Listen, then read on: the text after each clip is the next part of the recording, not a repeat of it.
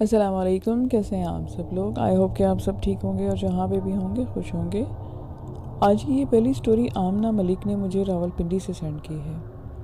Video کے شروع کرنے سے پہلے آپ سے ریکویسٹ ہے کہ آپ چینل کو سبسکرائب کر لیں، اور اگر آپ کے پاس بھی سٹوریز ہیں اور آپ مجھ سے شیئر کرنا چاہتے ہیں تو مجھے واٹس ایپ کر سکتے ہیں۔ تو آئیے کہانی شروع کرتے ہیں انہی کی زبانی۔ میں 9th اسٹینڈرڈ کی طالبہ تھی۔ میری سب سے چھوٹی خالہ کی ڈیٹ فکس ہو گئی۔ 3 مہینے کے بعد ان کی شادی کی تاریخ رکھ دی گئی تھی۔ وہ سردیوں کے دن تھے اور رات 11 بجے کا ٹائم تھا۔ سب لوگ سو چکے تھے۔ میں آپ کو بتاتی چلوں کہ میرے ابو کی ڈیتھ 4 سال پہلے ہوئی تھی۔ ان کی ڈیتھ کے بعد ہم بہن بھائی اپنے ننیہال میں ہی رہتے تھے۔ میری نانی امی کے 2 گھر تھے۔ ایک گھر میں ماموں مامی اور میرے چھوٹے بھائی بہن رہتے تھے، اور دوسرے گھر میں میری نانی اور میری امی اور ابو، چھوٹی خالہ اور میں رہتے تھے۔ میری چھوٹی خالہ کا مجھ سے کافی پیار تھا، اس لیے وہ مجھے اپنے ساتھ ساتھ ہی رکھتی تھی۔ جس گھر میں ہم رہتے اس کے سب سے پیچھے 2 کمرے تھے۔ ایک خالہ کا کمرہ تھا اور دوسرا نانی امی کا سٹور۔ شروع سے ہی ہم لوگ سنتے آ رہے تھے کہ سٹور روم میں کسی کا سایہ ہے۔ کبھی کبھی تو بات سچ بھی لگتی، اور کبھی لگتا کہ نانی امی ادھر کوئی خزانہ چھپا کر رکھا ہوا ہے۔ خیر جو بھی ہے، ہم بچے کبھی ڈر سے بھی ادھر گئے ہی نہیں تھے۔ زیادہ اس کمرے کو تالا لگا رہتا تھا۔ اس کے آگے ایک بڑا سا ہال نما کمرہ تھا، اور اس کے آگے برآمدہ تھا، پھر صحن، اور آخر میں 2 باتھ روم اور ایک کچن تھا۔ کافی بڑا گھر تھا، کمرے کھلے کھلے اور بڑا سا صحن تھا۔ ہم لوگ جس گاؤں میں رہتے تھے وہ بارڈر کے پاس تھا۔ ایک رات 11 بجے کا ٹائم ہوگا۔ خالہ اپنی شادی کے کپڑے سلائی کر رہی تھی اور میں ان کے ساتھ بیٹھی باتیں کر رہی تھی۔ نانی امی سو گئی تھی، کیونکہ نانی امی اور نانا ابو تہجد کے ٹائم اٹھ کے جاتے تھے اور اس لیے رات کو جلدی سو جاتے۔ باتیں کرتے کرتے عجیب سی آواز آئی، جیسے کوئی سٹور روم میں آری سے کچھ کاٹ رہا ہو۔ پہلے ہمیں اپنا وہم لگا، پر آہستہ آہستہ آواز اور زیادہ ہونا شروع ہو گئی۔ ہم لوگ ڈر کے اپنے کمرے کی طرف بھاگے اور اندر سے کمرہ لاک کر لیا۔ بہت جلد ہمیں احساس ہو گیا کہ ہم کتنی بڑی غلطی کر چکے ہیں۔ تھوڑی دیر تک لگاتار وہ آوازیں آتی رہی اور پھر بند ہو گئی۔ ہم دونوں نے شکر ادا کیا۔ کمرے کی لائٹ آن ہی چھوڑ کر ہم بیڈ پر لیٹ گئے۔ مجھے صبح اسکول جانا تھا۔ لیٹتے ہی میری نیند آنا شروع ہو گئی کہ اچانک پھر وہی آواز آئی۔ خالہ نے مجھے اٹھایا۔ آواز اتنی زیادہ ہو گئی کہ لگے کہ ساتھ والے کمرے سے نہیں بلکہ ہمارے کمرے سے آ رہی ہے۔ ہماری ڈر کے مارے حالت خراب ہو گئی۔ ہوتا یہ کہ اچانک سے آواز آنا بند ہو جاتی کہ جیسے کوئی تھک کے رک جاتا ہے، اور کام کرتے کرتے جب دوبارہ سے آتی پہلے سے زیادہ ہوتی۔ شروع میں تو ہمیں لگا کہ شاید کوئی چور ہے، پھر اچانک سٹور کا دروازہ کھلنے کی آواز آئی۔ وہ سردیوں کی رات تھی، اس لیے ہلکی سی آہٹ بھی صاف سنائی دیتی۔ سٹور سے دروازہ کھلتے اور کوئی سیدھا فریج کی طرف گیا، اور فریج کھولا اور فریج کی لائٹ ہلکی ہلکی ہمارے کمرے میں بھی آ رہی تھی۔ پھر ایسا لگا جیسے کوئی کھانے کے لیے کچھ ڈھونڈ رہا ہے۔ ہم لوگ بھاگ کر دروازے والی دیوار کے ساتھ زمین پر بیٹھ گئے۔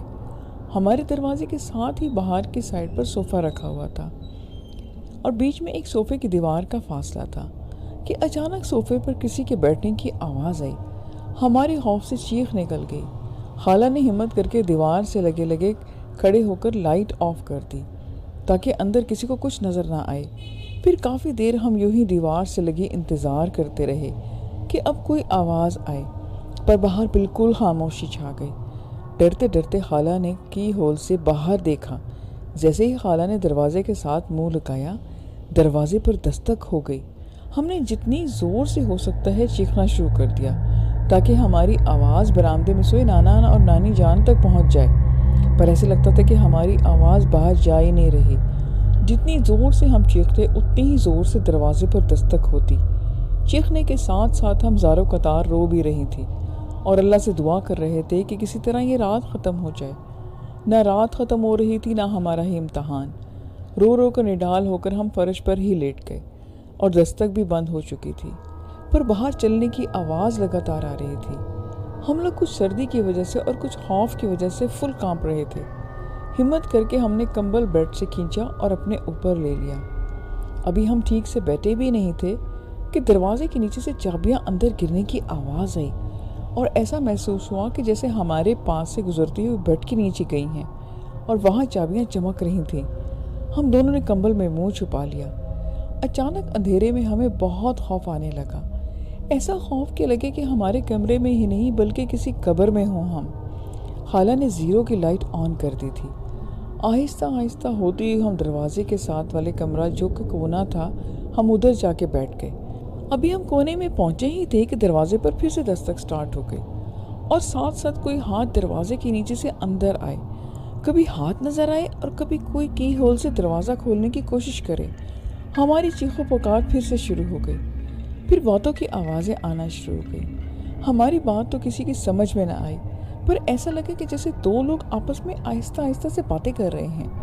4 بجے کا ٹائم ہو چکا تھا۔ ہمارے گھر کی پچھلی طرف گاڑی رکنے کی آواز آئی۔ گھر کی پچھلی طرف کھڑکی تو کوئی نہیں تھی، پر ایک روشن دان تھا جس میں سے گاڑی کی لائٹس اندر آ رہی تھی۔ ہمیں کچھ حوصلہ ہوا کہ شاید کوئی ہماری آواز سن لے اور ہماری مدد کو آ جائے۔ گاڑی کے رکنے کے بعد ہم اونچی آواز میں بولے کہ آپ جو کوئی بھی ہو پلیز ہماری مدد کرو۔ 5 ہی منٹ گزرے ہوں گے کہ ہال کمرے کا دروازہ کھلنے کی آواز آئی اور تھوڑی دیر بعد چھت پر بھاگنے کی آواز۔ ہماری چھت پر مٹی تھی اس لیے چلنے کا بھی پتہ چل جاتا تھا۔ جہاں گاڑی رکی تھی اس کے پاس کسی کی چھلانگ کی آواز آئی اور پھر گاڑی سٹارٹ ہوئی اور چلی گئی۔ ہمیں اس بات کا پکا یقین ہو گیا کہ کوئی چور تھا، پر یہ خیال بار بار ذہن میں آ رہا تھا کہ ہماری چیخوں کی آواز سے کوئی اٹھا کیوں نہیں۔ اتنے میں تہجد کی اذان ہو گئی اور ہر طرف آواز بھی بند ہو گئی۔ 6 بجے امی مجھے اسکول جانے کے لیے اٹھانے آئی۔ سب لوگ ہال کمرے کے دروازے پر دستک دے رہے تھے اور ہم لوگ اس بات پر حیران تھے کہ دروازہ تو کسی نے کھولا ہی تھا، تو یہ پھر کیسے بند ہو گیا۔ نانی امی کی ڈانٹنے پر خالہ نے اس شرط پہ دروازہ کھولا کہ سب لوگ کھڑکی میں کھڑے ہو کر دیکھتے رہیں۔ پھر خالہ نے دروازہ کھولا اور بھاگ کر نانی امی کے پاس چلی گئی اور روتے روتے سب کو اپنی رات کی آپ بیتی سنائی۔ مجھے تو صبح تک شدید بخار ہو چکا تھا جو کافی دن تک رہا۔ حیرت کی بات یہ تھی کہ ہر چیز ویسی کی ویسی تھی اور رات بھر کسی کو ہماری کوئی آواز سنائی نہ دی۔ نہ جانے وہ کیا مخلوق تھی جو رات بھر ہمیں خوفزدہ کرتی رہی۔ نیکسٹ چھوٹا سا انسیڈنٹ مجھے علی نے گجرات سے سینڈ کیا ہے۔ یہ سچا واقعہ کچھ دن پرانا ہے اور ہمارے گروپ ممبر کے ایک دوست کے ساتھ ہوا۔ وہ سیر کی غرض سے پچھلے دنوں وادی سون سکیسر میں تھے۔ بقول اس کے وہ دوستوں سے ذرا ہٹ کے چل رہا تھا۔ کہہ رہا تھا کہ پتہ نہیں کیوں طبیعت اداس تھی۔ درخت کے نیچے اکیلا ہی بیٹھ گیا۔ دوست تھوڑا دور تھے اور ان کی آوازیں آ رہی تھیں۔ درخت سے ٹیک لگائے بیٹھے ابھی تھوڑی ہی دیر ہوئی تھی کہ کسی کے بولنے کی آوازیں آنا شروع ہو گئی۔ وہ کیا بول رہا تھا کوئی سمجھ نہیں آ رہی تھی۔ اس کی آواز اور اس کا انداز کیا تھا، میں سمجھا کہ شاید کوئی مقامی شخص ہے جو اپنی لوکل لینگویج میں بات کر رہا ہے، تو میں نے اگنور کر دیا۔ کچھ دیر بعد خاموشی چھا گئی۔ ماحول پرسکون سا ہو گیا، مگر خاموشی بڑھتے بڑھتے اتنی بڑھ گئی کہ مجھے ایسا لگا کہ جیسے ساری دنیا ہی خاموش ہو گئی ہے۔ اتنا سناٹا وحشت ہونے کی لگی کہ موت کسی خاموشی ہو۔ مجھے شک ہوا کہ شاید میں بہرا ہو گیا ہوں۔ میں نے اس خاموشی سے گھبرا کر دوستوں کو آوازیں دینا شروع کر دی، مگر مجھے میری آواز ہی نہیں آ رہی تھی۔ بس یہی محسوس ہو رہا تھا کہ میرے ہونٹ ہل رہے ہیں اور گلے سے آواز نہیں نکل رہی۔ میں شدید ڈر گیا اور اٹھ کر اس طرف بھاگا جہاں میرے دوست تھے۔ جب میں بھاگ رہا تھا تب ایسا لگ رہا تھا کہ سارے درخت پتھر غرض کے ہر چیز میرے ساتھ بھاگ رہی ہو۔ میں نے اور تیزی سے بھاگنا شروع کر دیا۔ اب میرے اوزان ختم ہو چکے تھے۔ جب دور دوستوں کی شکلیں نظر آئیں تو حوصلہ ہوا۔ بمشکل میں ان تک پہنچا۔ پھر کیا ہوا کچھ پتہ نہیں، بس اتنا پتہ ہے کہ جب ہوش آیا تو سارے یار دوست میرے ارد گرد تھے، مجھے ہوش میں لانے کی کوشش کر رہے تھے۔ مجھے ہوش آیا تو جیسے تیسے کر کے مجھے روم میں لے گئے۔ وہاں میں نے انہیں یہ سارا واقعہ سنایا۔ ہم سب اتنا ڈر گئے تھے کہ بس وہی رات وہیں گزاری اور اگلے دن اپنے اپنے گھروں کی راہ لی۔ اگلا ریئل انسیڈنٹ عثمان کے ساتھ ہوا جو ان دنوں لاہور میں رہتے ہیں۔ آئے میں آپ کو انہیں کی زبانیں سناتی ہوں۔ میں ان دنوں UAE میں ایک جرمن بیسڈ پاور پلانٹ پر جاب کر رہا تھا۔ وہاں پر میرے سوا باقی سب بیرون ملک کے لوگ تھے جو نہ ہماری زبان سمجھتے تھے اور نہ یعنی کہ انگریزی زبان میں زیادہ تر بات چیت کا واحد ہی ذریعہ تھا۔ کچھ ایک ہفتہ قبل مجھے خبر ملی کہ ایک لیبر انڈیا سے آ رہی ہے جو کہ 60 افراد کے قریب ہوں گے۔ میں تو بہت خوش ہو گیا کہ چلو اچھا ہے ہماری زبان تو ایک ہے اور اچھا وقت گزرے گا۔ فلائٹ جمعرات کی رات تھی۔ میری خوشی عروج پر تھی کہ اگلے دن چھٹی تھی تو صبر سے کام لیا۔ ورکنگ ڈے میں ہی میں ان سے ملاقات ہو سکے گی۔ میں اپنے کام میں بزی تھا تو میرے مائنڈ سے ان کا خیال نکل گیا۔ اس بیچ 1 ہفتہ گزر چکا تھا۔ کچھ لوگوں اور کچھ جونیئر سے آنے والوں کا ذکر بھی کیا۔ انہیں اس کے بارے میں کچھ خاص معلومات نہیں تھی، بس اتنا ہی پتہ چل پایا کہ انہیں سمندر کے واقع ایک جزیرے میں عارضی لیبر کیمپ میں ٹھہرایا جا چکا ہے۔ میں نے سوچا کہ چھٹی کے بعد خود وہاں جاؤں گا۔ میری رات کی ڈیوٹی ہوتی تھی۔ چھٹی کے بعد صبح آ کر میں سو جاتا اور دوپہر کو اٹھ کر سو کے جایا کرتا۔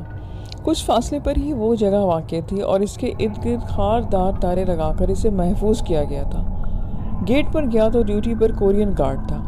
اس سے پوچھا تو اس نے روکھے پھیکے انداز میں لا علمی کا اظہار کیا کہ یہاں پر کوئی مزدور نہیں ہے۔ ابھی میں اسی کشمکش میں واپس آ گیا، تیار ہوا اور ڈیوٹی پر چلا گیا، لیکن مجھے لگ رہا تھا کہ کہیں نہ کہیں کوئی گڑبڑ ضرور ہے۔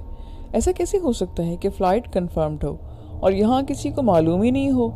یہ تو لوگ ماننے کو ہی تیار نہیں۔ دال میں ضرور کچھ کالا ہے۔ اگلے دن میں خود وہاں جانے کے لیے پروگرام بنا بیٹھا۔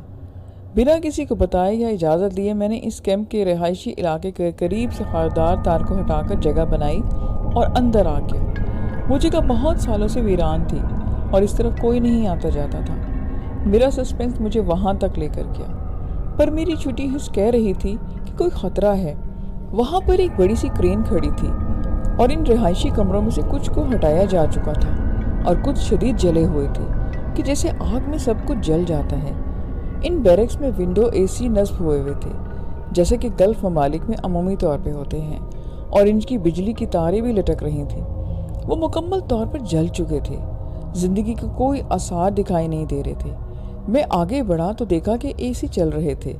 دروازہ کھلا تھا، پاؤں سے اسے دھکیلا تو کھلتا چلا گیا، لیکن اندر کا سین میرے مکمل آسان خطا کر گیا۔ خالی کمرہ شدید جلا ہوا اور مکمل طور پر تباہ حال، لیکن اندر کس قدر ٹھنڈک کہ جیسے وہ سب اے سی دروازے پر ٹھنڈک پھینک رہے ہوں، حالانکہ باہر شدید گرمی تھی۔ اندر سے کچھ مانوس کھٹ پٹ کی آواز آئی اور میں جو حواس باختہ سا کھڑا اس منظر میں گم تھا، ایک دم ہوش میں آیا اور سر پٹ پیچھے کی طرف بھاگا۔ کیسے ہی میں اپنے رہائشی علاقے میں پہنچا وہ ایک الگ کہانی ہے۔ جیسے کہ میں آپ کو بتا چکا ہوں کہ میری نائٹ ڈیوٹی ہوتی تھی، تو میں اپنی ڈیوٹی پر چلا گیا، واپس آیا اور سو گیا۔ بتاتا چلو کہ صبح جاب سے واپسی پر میری روم میٹ میری اپنی ڈیوٹی پر جا چکے تھے اور میرے جانے کے بعد وہ واپس آتے تھے۔ میں واپس آیا تو اکیلا تھا کمرے میں۔ سو گیا تو عجیب سی آواز آئی، جیسے کوئی کچھ گھسیٹ رہا ہو، اور ساتھ ٹک ٹک کی سی آواز آئی۔ وہ ایسا وقت ہوتا تھا کہ یا تو اس ایریا میں ہوتا یا پھر صفائی والے آتے تھے۔ صفائی والوں کا وقت نہیں ہوا تھا، لیکن میں سونے کی کوششیں کرتا رہا۔ سوچا قریب ہی کوئی کام سے ہو رہا ہوگا۔ باقی رہائشی کمرے اسی احاطے کے دوسرے اینڈ پر تھے اور ورکنگ سائٹ پر اس علاقے کے بہت فاصلے پر تھی۔ آخر یہ دوپہر تک ان کی آوازیں میں آتی رہیں اور کرانے اور آہ کی آواز بھی شامل ہوتی۔ میں نے آنکھیں کھولی، سائڈ ٹیبل کی لائٹس آن کی اور سامنے کارنر پر میرا ورکنگ ٹیبل پڑا تھا۔ اس پر جامنی شلوار سوٹ ملبوس کوئی آدمی بیٹھا تھا۔ میں ایک دم حیران ہوا کہ میرا کوئی بھی روم میٹ شلوار قمیض نہیں پہنتا اور نہ ہی صفائی والوں کا یہ یونیفارم ہوتا ہے۔ سیکیورٹی اتنی سخت تھی کہ کوئی باہر کا بندہ ادھر آ نہیں سکتا۔ تو یہ کون ہے؟ میں نے اسے آوازیں دیں کہ بھائی کون ہو اور یہاں پر کیا کر رہے ہو؟ اس نے میری طرف توجہ نہ دی۔ میں بیڈ سے اٹھا اور اس کی طرف بڑھا۔ جا کر میں نے اسے قریب سے پکارا کہ کون ہو، کیوں کیا کرا رہے ہو؟ اور اس نے میری طرف پھر بھی نہ دیکھا۔ آخر کار تنگ آ کر میں نے اسے کندھے پر ہاتھ رکھ کر اسے بلایا اور اس کی وہاں موجودگی کی وجہ پوچھی۔ میرے ہاتھ کو یوں لگا کہ جیسے میں نے کسی برف کے سل پر ہاتھ رکھ دیا ہے، اور اس نے جیسے ہی میری طرف گردن گھمائی، اوف خدایا، میری آنکھیں پھٹی کی پھٹی رہ گئیں۔